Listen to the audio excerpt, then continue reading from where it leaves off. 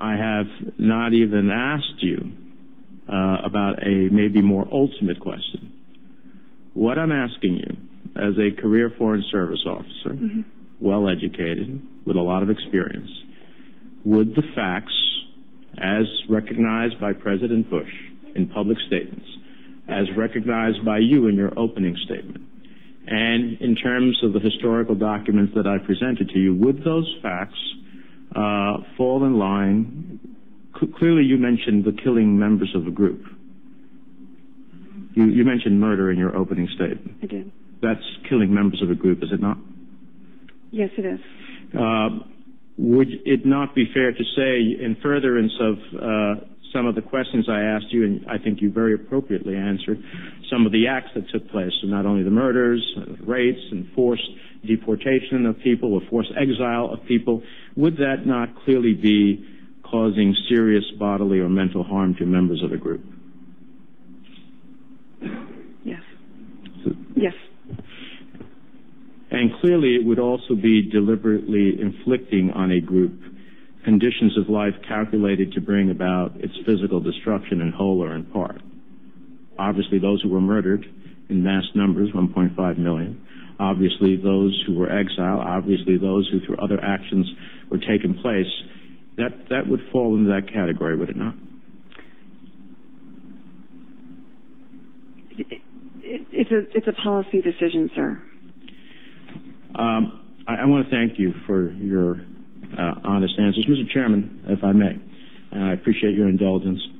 I will have a series of other questions for the record. I don't want to belabor it. But what is going on here, it is a shame that career Foreign Service officers have to be brought before the committee and find difficulty in acknowledging historical facts, and find difficulty in acknowledging the realities of what has been internationally recognized, Mr. Chairman.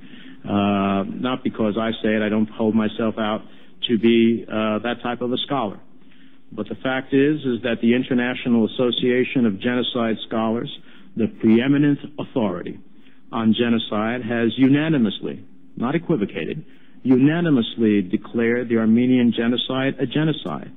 And it is amazing to me that we can talk about millions, 1.5 million human beings who were slaughtered. We can talk about those who were raped. We can talk about those who were forcibly pushed out of their country. And we can have presidential acknowledgments of that. But then we cannot call it what it is. It is a ridiculous dance that the administration is doing over the use of the term genocide. It is an attempt to suggest that we don't want to strain our relationships with Turkey. But I have to say, the fact that we are sending off our diplomats in such a manner that they are not able to recognize a historical event that is clearly documented by credible, objective historians, an event that is so tragic, an event that the recognition of which is so personal for millions of Armenians and descendants of Armenians, many of whom are Americans, is also something that I think is detrimental to our foreign policy.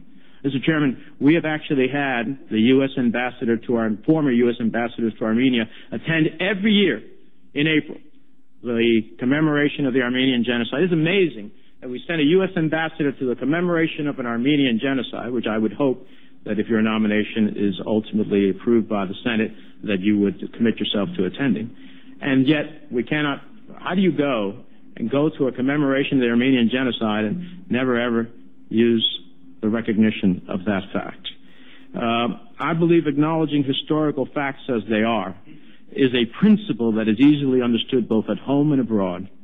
So while the administration believes that this posture benefits us vis-a-vis our relationship with Turkey, I think they should also recognize that it hurts our relationship elsewhere, and it tarnishes the United States' history of being a place where truth is spoken to power.